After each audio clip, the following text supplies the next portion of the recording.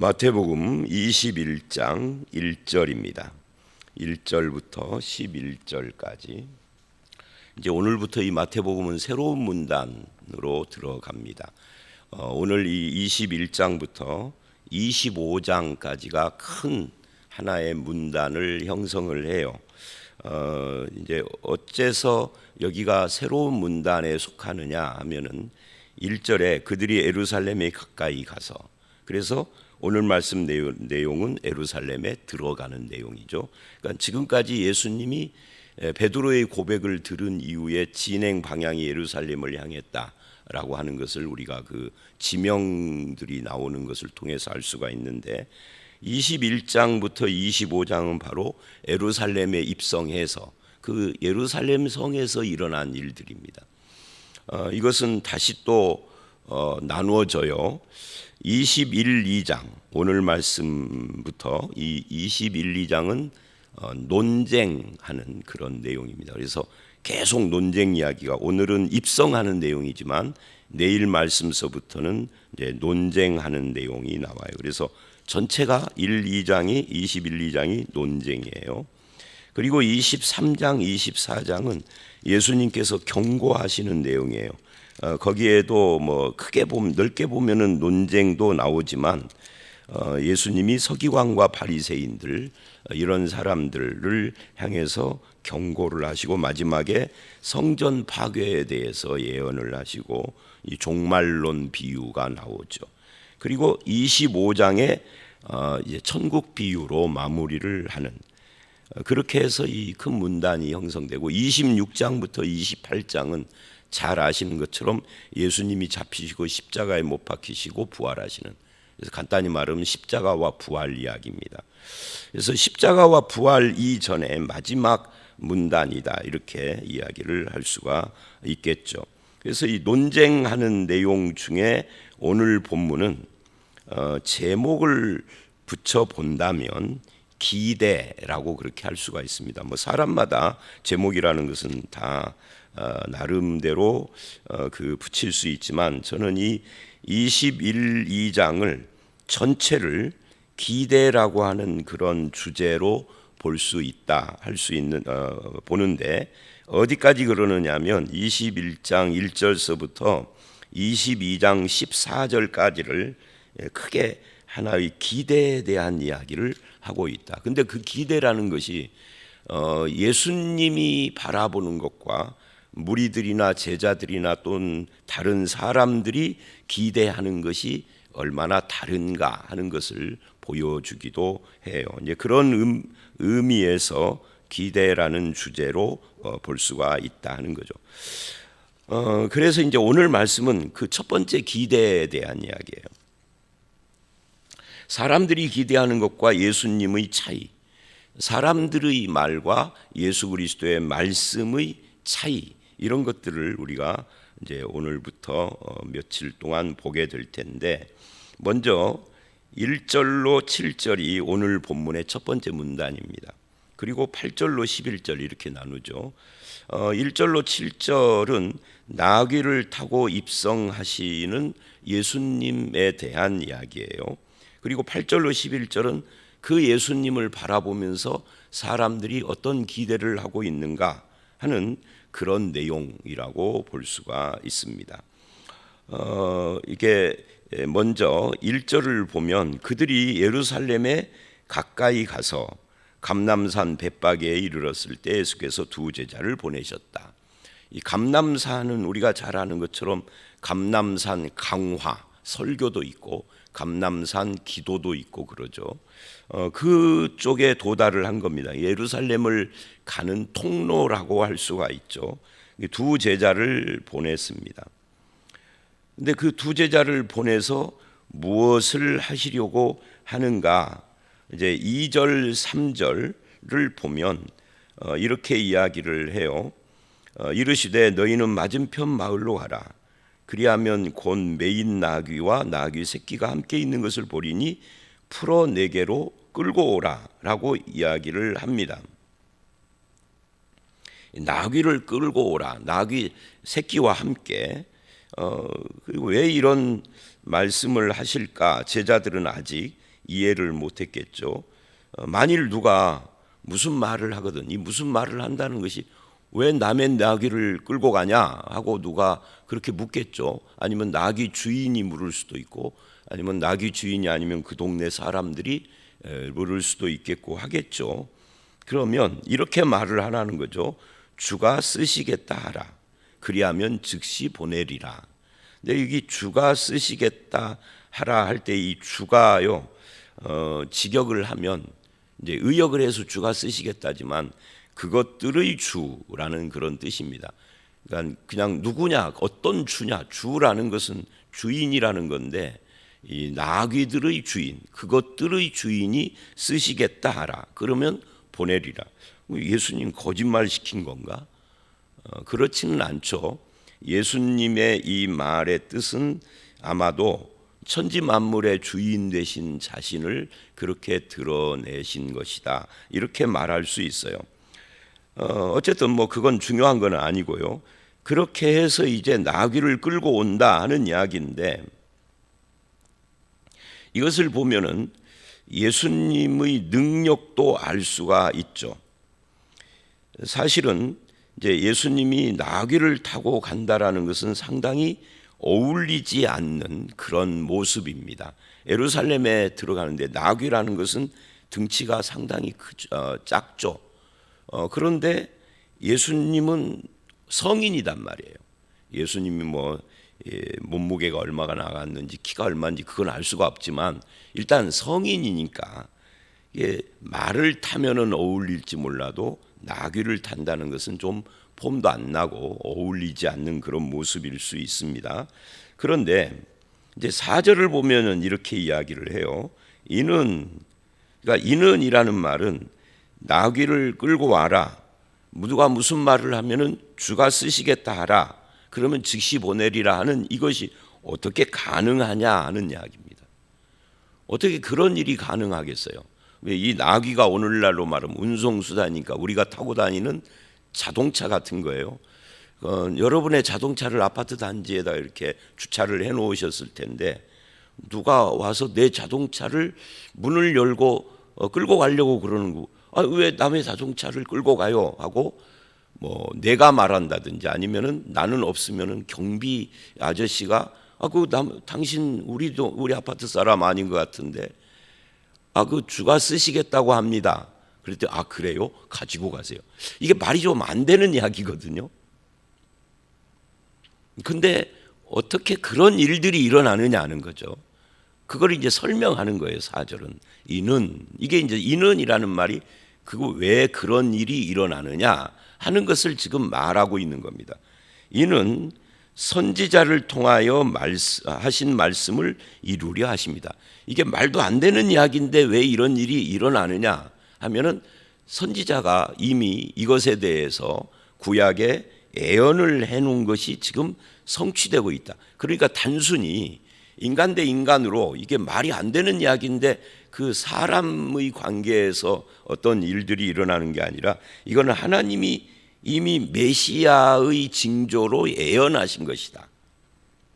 이게 어디에 그런 예언이 있느냐라고 할 때 스가랴 9장 9절에 그런 예언의 말씀이 있는데 바로 그 스가랴 9장 9절을 보면 시온 딸에게 이르기를 내 왕이 내게 임하나니 그는 겸손하여 나귀 곧 멍에 매는 짐승의 새끼를 탔도다 하라 하는 말씀이 있다 그 말이죠.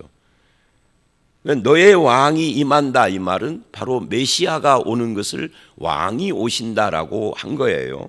그런데 왕이 임하면은 여러분 이제 우리는 현대에 살기 때문에 옛날 왕들을 잘 모르지만 왕이 올 때는 뭐를 탈까요? 이런 거고 비슷한 거죠. 왕이 오는데 모닝 타고 올까요? 왕이 오는데 모닝 타고 오지는 않겠죠.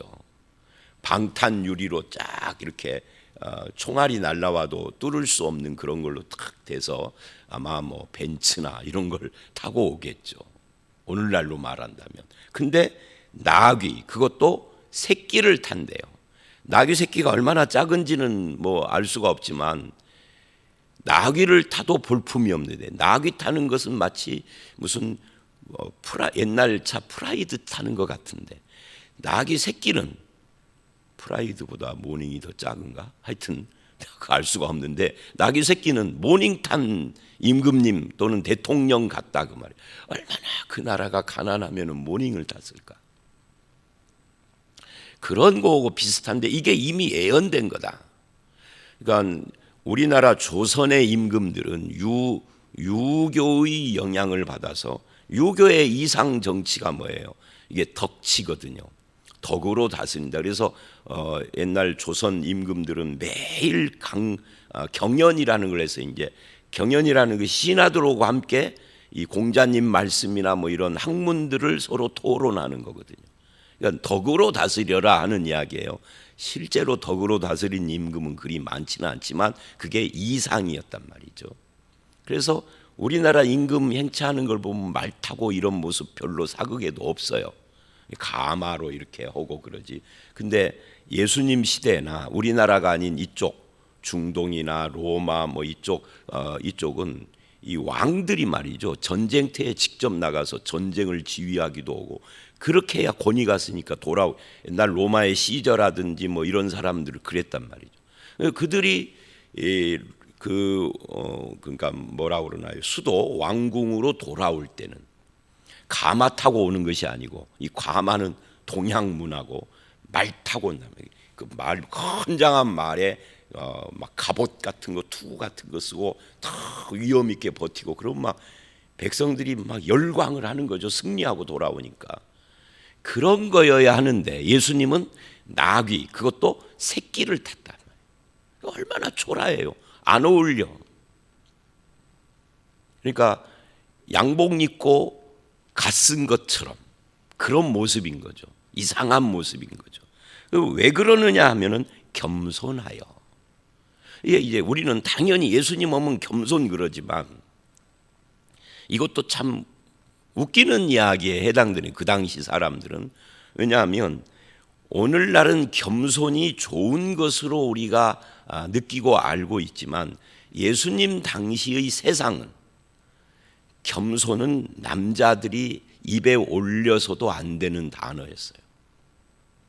남자다움하고는 관계가 없는. 그래서 겸손이나 온유라는 단어는 아예 쓰지를 않았어요. 그런 단어를 쓰는 사람들은 그냥 남자들 세계에서는 그냥 거의 왕따인 거죠. 그래서 바울이 온유나 이런 걸 말을 하고 예수님이 겸손하다 하는 것이 사실은 그 당시 세계에서는 이상한 말에 해당되는데 하나님의 말씀이 예언을 그렇게 왕이 오시는데 겸손하여 왕과 겸손은 안 어울리는 거라고요. 그래서 나귀 새끼를 탔다. 그런데 사람들은 이 말씀의 성취를 모르니까 예수님이 예루살렘에 입성하는 것을 무엇으로 생각을 했느냐 하면 진짜 왕으로 입성하는 걸로 생각을 했다. 그래서 우리가 어제 말씀에 보면은 제자들도 서로 다퉜죠. 지금 예수님이 예루살렘에 가는 건 왕으로 들어가는 건데 왕의 자리에 앉으면 좌우에 누가 앉을 것인가 이게 아주 그들의 첨예한 관심사였으니까 다퉜다 하는 것도 예수님에 대한 기대와 오해란 말이에요. 그런데 성경에서 예언된 메시아는 왕은 아닌데 나귀를 탔다, 겸손하다. 그러니까 세상 왕하고 다른 거예요. 그런데 말씀이 그렇게 기록을 하고 예언을 해놨어도 사람들은 메시아를 그렇게 생각하지 않아. 정복자로만 생각하는 거예요. 정복자면 말 타고 와야지. 칼 들고 창 들고. 그렇지 않다 하는 것을 이렇게 보여주는 겁니다. 누가?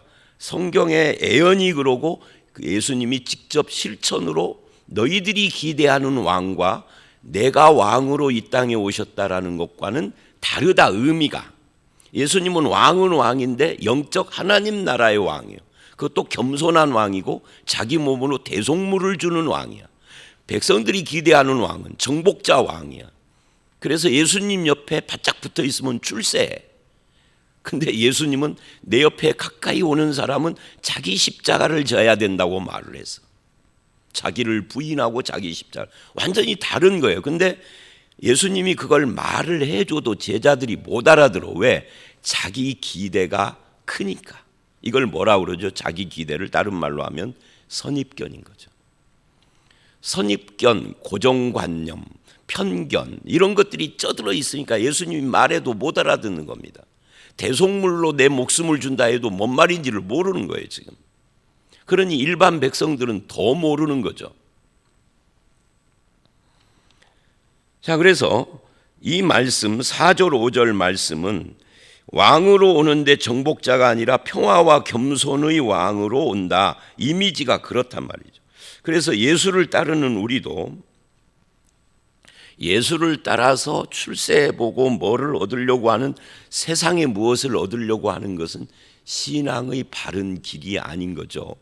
뭐 자연스럽게 그렇게 되어지는 것까지야 뭐 말할 수 없지만 우리가 그런 걸 추구하는 것은 우리의 본래 모습이 아닌 거예요. 예수를 따르는 자의 모습이 뭐 세상에서 강해지고 경쟁에 승리하고 그래서 탑이 되고 막 이러는 것이 목적이 아니다 그 말이에요. 우리의 목적은 그거는 우리가 그리스도인으로 살아가는 과정 중에 자연스럽게 얻어지는 것까지 안 말리지만 목표로는 아니다 하는 거죠. 자, 그러면 예수님은 능력이 없어서 나귀 새끼를 탔느냐? 그건 아니다. 뭘 보면은 그건 아니에요. 2절 3절을 보면 예수님은 말씀 한마디로 나귀의 주인이 왜 내 나귀를 끌어가냐? 그것들의 주가 쓰시겠다면 그냥 군말 없이 내주는, 말하자면 예수님은 능력이 없어서 나귀 새끼를 타는 그런 초라한 모습을 연출한 건 아니다는 거죠. 말씀 한마디로 이게 다 되는 거고, 말씀 한마디로 폭풍을 잠잠케 하고, 말만 해도 백부장의 하인이, 먼 거리에 있는 하인이 병을 낫는 그런 지경의 분인데도, 그런데도 나귀 새끼를 탔다. 능력 없어서, 실력 없어서, 돈 없어서 그거는 할 수 없는 거지만 능력 있고 실력 있는데 모닝을 탄 거죠.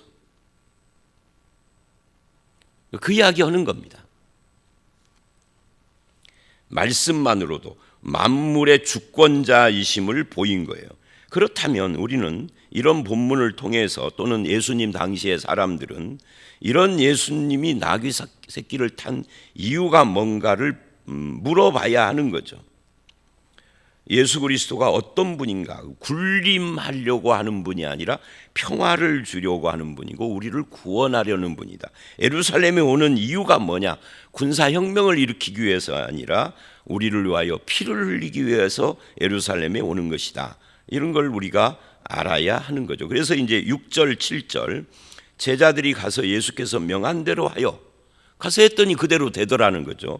나귀와 새끼를 끌고 와서 자기들의 겉옷을 그 위에 앉음에 예수께서 위에 탔다. 여기까지는 이제 그런 겁니다. 겉옷을 위에다가 깔았다라는 것은 뭐 당신들의 자신들의 선생님이시니까 나귀 새끼의 맨 등에 타기가, 그러니까 이제 깔았겠죠. 뭐 안장을 할 수는 없고 그러니까. 그런데 이제 그 다음 두 번째 문단인 8절서부터 11절은 이제 사람들의 기대가 표출되는 그런 내용입니다.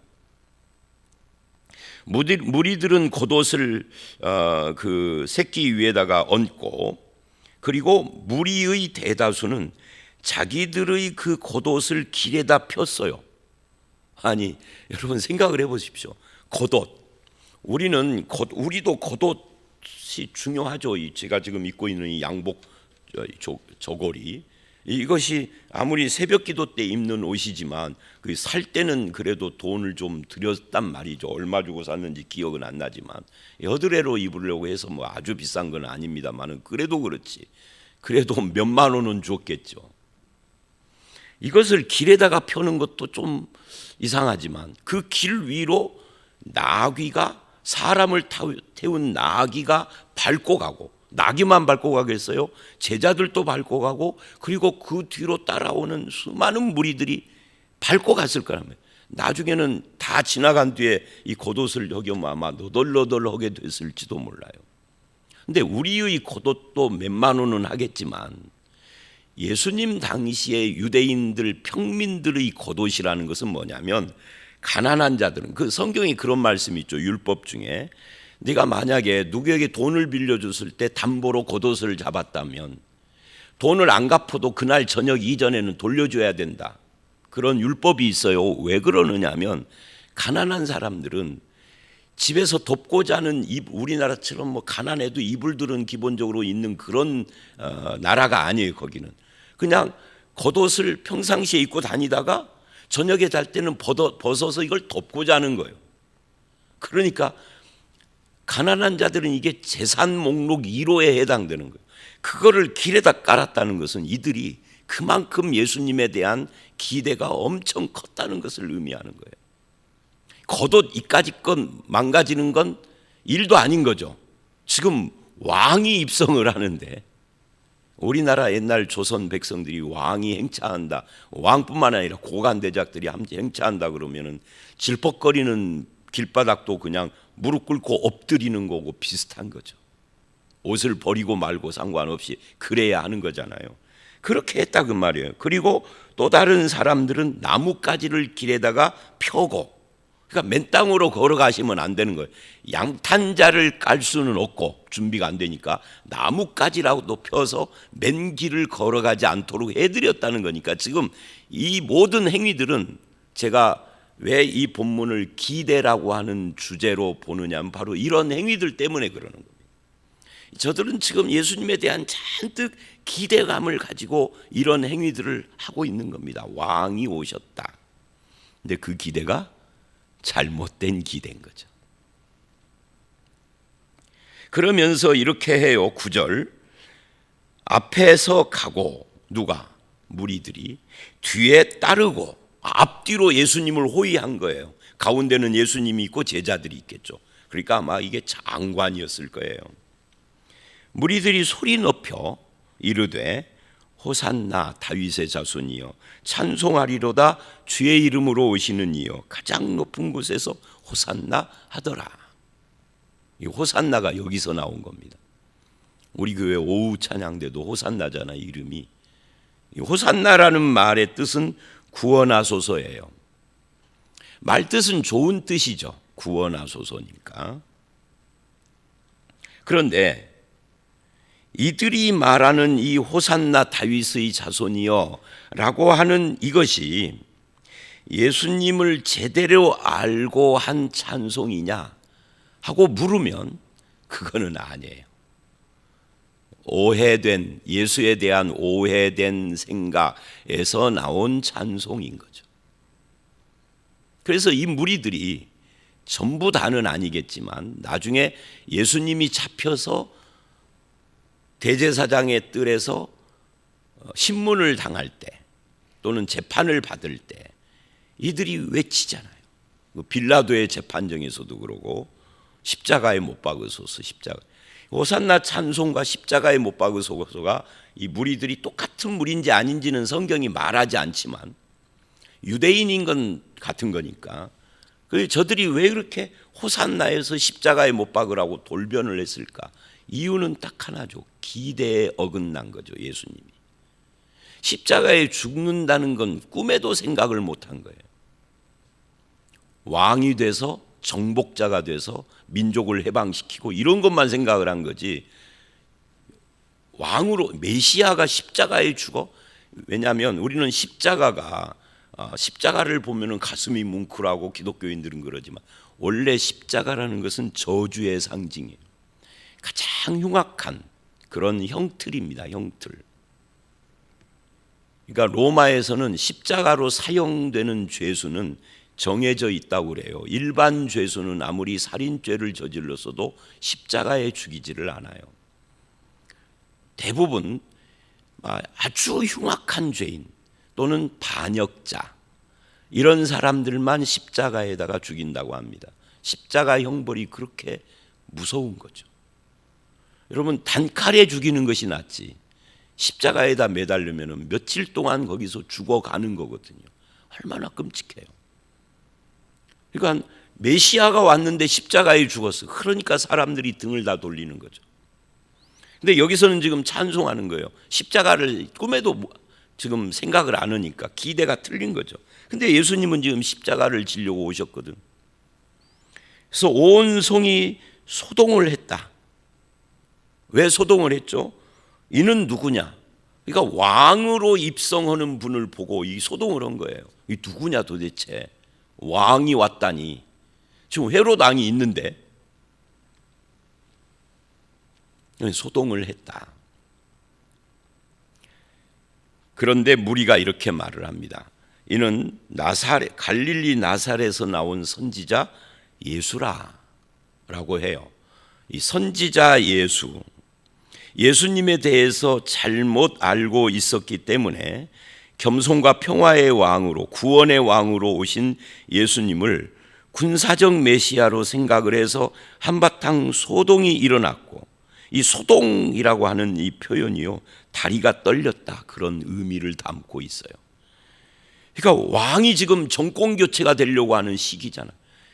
평화적 정권 교체가 아니라 이렇게 되면 이제 혁명이 일어나고 전쟁이 일어나고 그러면 사람들이 죽어갈 텐데 다리가 떨릴 정도죠. 근데 예수님은 그러려고 오신 것이 아니죠. 구원을 위해서, 십자가에서 평화를 위해서 오신 거예요. 겸손의 왕으로. 그러니까 모르니까 누구냐? 갈릴리 나사렛 예수라, 선지자다. 사실은 예수님은 선지자가 아니죠. 하나님이시죠. 기름 부은 왕 주님이시죠. 그래서 오늘 말씀 여기까지인데, 교회도 그리고 성도들도 우리가 신앙을 오해하고 헛된 기대를 갖는 경우가 많습니다. 우리가 예수를 믿을 때 세상적 기대를 가지고 믿어요. 이건 이 말씀을 배우고 읽으면서 세상적 기대가 하나님이 기대하고 원하는 걸로 바꿔가는 것이 신앙이고 신앙의 성장이에요. 우리는 신앙의 성장을 그렇게 생각하지 않아요. 내 마음의 뜨거움으로 생각을 해요. 뜨거움이라는 것은 있다가 식을 때도 있고 그러는 거죠. 있으면 좋겠지. 신앙의 성장은 말씀을 통하여서 예수를 바르게 알고 예수를 믿는 바른 신앙의 모습이 무엇인가, 이런 것을 깨달아가며 내 삶이 바뀌어지는 걸 신앙의 성장이라고 하는 겁니다. 오늘 예수 그리스도가 예루살렘에 입성하는 것에 대한 사람들의 기대와 예수님의 목표가 다른 것을 보면서 평화의 왕이고 겸손한 왕이고 말씀으로 세상을 다스리시는 그 주님을 우리의 참된 주로 모시고 주를 닮아가는, 그래서 나를 통하여서 겸손한 모습, 예수의 모습, 피스메이커, 평화를 이루어가는 모습, 이런 것들이 열매를 맺는 삶을 살아가는 저와 여러분들이 다 되시기를 주의 이름으로 축원합니다. 함께 기도하겠습니다. 하나님, 예루살렘에 입성하는 예수 그리스도에 대한 사람들의 기대가 예수님이나 말씀이 말하는 것과 달라서 나귀를 타고 오는 예수님이지만 눈치를 채지 못하고 그 겸손과 평화와 구원이 아니라 이스라엘을 세계에 우뚝 세우는 이 민족적인 메시아, 군사적이고 정치적인 메시아로 기대하는 모습을 봅니다. 주님, 우리도 혹시 예수를 믿어서 세상적인 어떤 이익을 추구하는데 기대하고 있지는 않은지, 예수 그리스도를 모시고 사는 신앙의 길이 무엇인지, 그 겸손과 온유와 구원과 속죄와 특히 우리가 주님을 닮아서 평화의 길을 걸어가는 피스메이커로 화평케 하는 자가 되어지는 이 모든 것들에 대해서 우리가 다시금 주님을 바라보는 삶을 살게 하시고 말씀으로 통치하시는 주님의 말씀에 우리의 삶이 변화되어져 가는 열매 맺는 성도들이 다 되게 해 주시옵소서. 오늘 이 하루도 우리의 참된 왕이신 주님의 다스림 안에 살아가는 하나님의 백성의 참 행복을 누리며 나아가는 우리 모두가 되기를 간절히 소원하오며 예수님